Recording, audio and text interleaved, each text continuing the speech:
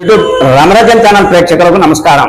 ఈరోజు ప్రధాన అంశం భారతీయ జనతా పార్టీ జనసేన పార్టీలు పులివెందుల్లో గుసగుస నసనస అనే అంశంపై విశ్లేషణ.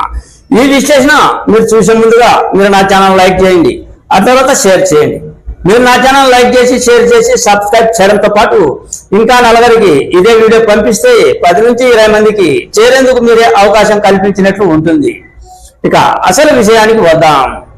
పులివెందుల నియోజకవర్గం అంటే యావత్ ఆంధ్రప్రదేశ్ భారతదేశం అంతా కూడా ఒక విధమైన ప్రచారం కొనసాగుతూ ఉంది. ఒక విధమైన రాజకీయంలో ఎన్నో రకాలైన హల్చల్ రాజకీయాలు చేసే నియోజకవర్గం ఆంధ్రప్రదేశ్ లో ఏది అంటే పులివెందుల నియోజకవర్గం. ఎందుకు అంటే అది వైఎస్ కుటుంబానికి ఒక కంచుకోట వంటిది. అయితే ఈ ఇటీవల కాలంలో కూటమి ప్రభుత్వం వచ్చింది. కూటమి ప్రభుత్వం అంటే ఏ పార్టీలు, ముఖ్యంగా భారతీయ జనతా పార్టీ, జనసేన, అర్థాల తెలుగుదేశం, ఈ 3 పార్టీలు కూడా కూటమిగా ఏర్పడి ఆంధ్రప్రదేశ్ లో ఎన్నికల బరిలో దిగాయి. వైకాపా పార్టీని ఓడగొట్టాయి. కూటమి ప్రభుత్వం ఏర్పడింది. ఈ కూటమి ప్రభుత్వం ఏర్పడిన తర్వాత పులివెందుల రాజకీయం ఏ విధంగా మారింది అనే అంశానికి వస్తే, పులివెందులను శాసిస్తూ ఉన్నది ప్రస్తుతం మాజీ ముఖ్యమంత్రి జగన్మోహన్ రెడ్డి, వైఎస్ జగన్మోహన్ రెడ్డి. వైఎస్ జగన్మోహన్ రెడ్డిని పులివెందుల్లో ఎదుర్కోవాలి అని నానా రకాలుగా ప్రయత్నాలు కొనసాగుతూ ఉన్నాయి. ప్రస్తుత రాజకీయ పరిస్థితుల ప్రకారం చూస్తే బీటెక్ రవి కావచ్చు, తెలుగుదేశం ఇన్ఛార్జి, ఆ తర్వాత ఎమ్మెల్సీ భూమిరెడ్డి రాంగోపాల్ రెడ్డి కావచ్చు, ఆ తర్వాత 6 మండలాల్లోని 7 మండలాల్లోని మొత్తం నియోజకవర్గ నాయకులు అంతా కూడా తెలుగు దేశంలో పూర్తి పావులు కదుపుతున్న సమయం ఇది. ఈ విధమైన పరిస్థితి పులివెందుల్లో కొనసాగుతూ ఉంది. తెలుగుదేశం పార్టీ, ఆ తర్వాత వైకాపా పార్టీ యుద్ధం జరుగుతుంది. పులివెందుల రాజకీయ స్థితిగతుల ప్రకారం ఆలోచన చేస్తే వైకాపా నేతలను ఆకట్టుకునే పనిలో తెలుగుదేశం నేతలు ఉన్నారు. కార్యకర్తలకు మనోధైర్యాన్ని తెచ్చే పనిలో తెలుగుదేశం నేతలు ఉన్నారు. దూసుకు వెళ్తున్న రాజకీయ స్థితిగతులను కొనసాగిస్తూ ఉన్నారు. కార్యకర్తలకు తెలుగుదేశం తరఫున ధైర్యాన్ని నింపే కార్యక్రమం వైపు పులివెందుల తెలుగుదేశం నేతలు వెళ్తూ ఉన్నారు. వైకాపా నేతలకు ఎట్టు తిరిగి ఈసారి వచ్చే ఎన్నికల్లో అడ్డుకట్ట వేయాలి అని శత విధాలుగా ప్రయత్నాలు కొనసాగిస్తూ ఉన్నారు తెలుగు తమ్ముళ్ళు. ఈ విషయానికి వస్తే ఇంకా మెయిన్ వ్యక్తి ఎవరు అంటే మారెడ్డి రవీంద్రనాథ్ రెడ్డి, పులివెందుల ఇన్ఛార్జ్ తెలుగుదేశం బీటెక్ రవి. ఆ తర్వాత భూమిరెడ్డి రాంగోపాల్ రెడ్డి కూడా తనదైన శైలిలో అభివృద్ధి కార్యక్రమాలు అంటూ, అధికారుల సమావేశాలు అంటూ ఆయన ముందుకు దూసుకు వెళ్తూ ఉన్నారు. ఇటువంటి పరిస్థితి కూటమి ప్రభుత్వం అన్న తర్వాత ప్రధాన శత్రువు కూటమి ప్రభుత్వానికి ఎవరు? వైకాపా పార్టీనే కదా. అది కూడా పులివెందుల్లో వైకాపా పార్టీ అగేనిస్ట్ పార్టీగా ఉన్నప్పుడు ఒక తెలుగుదేశం పార్టీనే పోరాడాలా. జనసేన ఏమయ్యింది? ఆ తర్వాత భారతీయ జనతా పార్టీ ఏమయ్యింది? భారతీయ జనతా పార్టీ తరఫున పులివెందుల్లో ఎన్నో రకాలైన అభివృద్ధి కార్యక్రమాలు జరగాల్సి ఉంది. నామినేటెడ్ పదవులకు, ఆ తర్వాత పదవులు ఆశించే పనిలో మాత్రమే భారతీయ జనతా పార్టీ ఉంది అనేది ఆరోపణలు ఉన్నాయి. అనేక రకమైన ఢిల్లీ సైతం, ఆ తర్వాత హైదరాబాద్ సైతం, ఆ తర్వాత మొత్తం కేంద్రం సైతం కీలక పాత్ర వహిస్తున్నది పులివెందుల నేతకు సంబంధించిన ఒక ఫ్రెండ్, అదే స్నేహితుడు, భారతీయ జనతా పార్టీలో ప్రస్తుతం వైద్య శాఖ మంత్రిగా పనిచేస్తున్నాడు సత్యకుమార్ కు శశిభూషణ్ రెడ్డి పులివెందుల నియోజకవర్గంలో కీలక పాత్ర పోషిస్తున్న భారతీయ జనతా పార్టీ సత్యకుమార్ కు బాగా డీలింగ్స్ ఉన్నాయి. కానీ పులివెందుల్లో ఎందుకో నిఘా పెట్టడం లేదు. పులివెందుల్లో భారతీయ జనతా పార్టీ పరిస్థితి ఏ విధంగా ఉంది అంటే కేవలం దేవాలయ కార్యక్రమాలు, ఆ తర్వాత హిందూ తత్వానికి సంబంధించిన ర్యాలీలు, ఏదన్నా జరిగితే చిన్న చిన్న ర్యాలీలు, అంతకు మించి చేసేది భాజపా లేదు.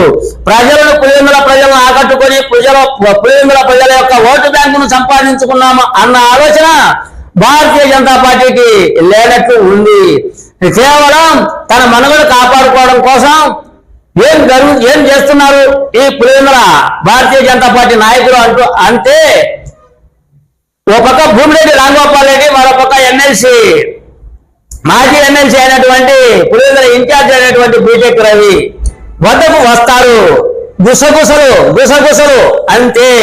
చివరలో వచ్చి గుసగుసలు మాట్లాడతారు అంతే. మళ్ళీ అడ్రస్ ఉండరు. ఎటువైపు బీటెక్ రవి దగ్గరికి వస్తారు, చెవులో వచ్చి గుసగుసలు మాట్లాడతారు, వెళ్తారు. అదేదో ఇప్పుడు ప్రస్తుతం కుంభమేళ జరుగుతుంది కదా, లక్షల మంది సాధువులు వస్తారు అంట. లక్షల మంది సాధువులు వచ్చి ఆ లక్షల మంది సాధువులు ఎటువైపు వెళ్ళారో, ఏ విధంగా వెళ్ళారో కుంభమేళలో కనిపిస్తారు. మళ్ళా అడ్రస్ ఉండదంట, ఏ దేవ వెళ్తారు, ఎక్కడ వెళ్తారో. ఆ విధంగా పులివెందుల భారతీయ జనతా పార్టీ కూడా వారానికి ఒకసారి నెలకొకసారి కుంభమేళ కార్యక్రమం మాదిరిగా జరుపుతారు. వారానికి ఒకసారి నెలకొకసారి భూమిరెడ్డి రాంగోపాల్ రెడ్డి దగ్గరికి, ఆ తర్వాత బీటెక్ రవి దగ్గరికి వచ్చి శివులు గుసలాడతారు. కుంభమేళ మాదిరి ఆ అడ్రస్ ఉండరు. మళ్ళీ ఎక్కడికి వెళ్లి మాయమేంటారో, ఎక్కడ ఉంటారో. ఇది పులివెందులలోని భారతీయ జనతా పార్టీ పరిస్థితి.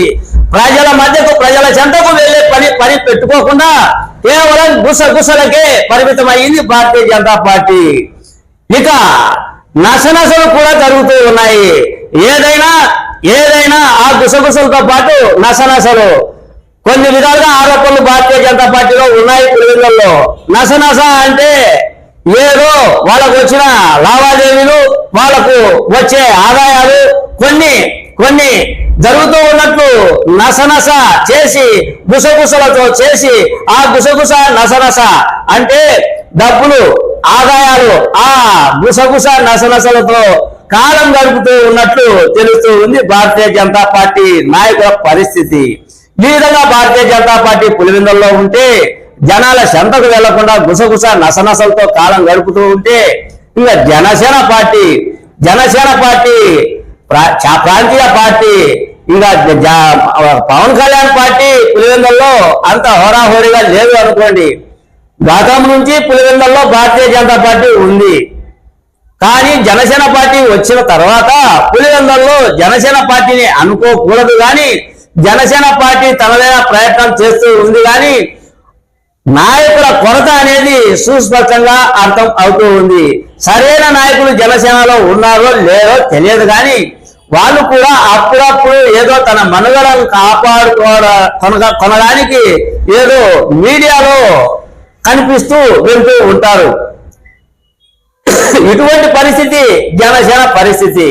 జనసేన నాయకులు కూడా, కార్యకర్తలు కూడా పులివెందులలో ఓటు బ్యాంకును సంపాదించుకున్నాం, పులివెందుల ప్రజలకు దగ్గర అవుదాం అనే ప్రణాళిక లేనట్లు ఉంది. నేను అంటున్నది భారతీయ జనతా పార్టీని తప్పులు పట్టడానికో, అటు తర్వాత జనసేన పార్టీని తప్పులు పట్టడానికో నేను ఈ వీడియోలో చెప్పలేదు. కూటమి అన్న తర్వాత, భాగస్వామ్యులు అన్న తర్వాత ఆదాయాల్లో గుసగుసలు నసనసలు ఉంటాయి. ప్రజల చెంతకు వెళ్లేందుకు ఒక తెలుగుదేశం పార్టీనే పోరాడాలా? కూటమి ప్రభుత్వం అన్నాక జనసేనకు భాగస్వామ్యం లేదా? భారతీయ జనతా పార్టీకి భాగస్వామ్యం లేదా? ఒక తెలుగుదేశం పార్టీనే కార్యకర్తల నాయకులే వైకాపా కుటుంబంతో పోరాడాలా అన్నదే నా ఈ చిన్న వీడియో. మీ సీనియర్ జర్నలిస్ట్ జయరంగుల కృష్ణయ్య. నమస్తే.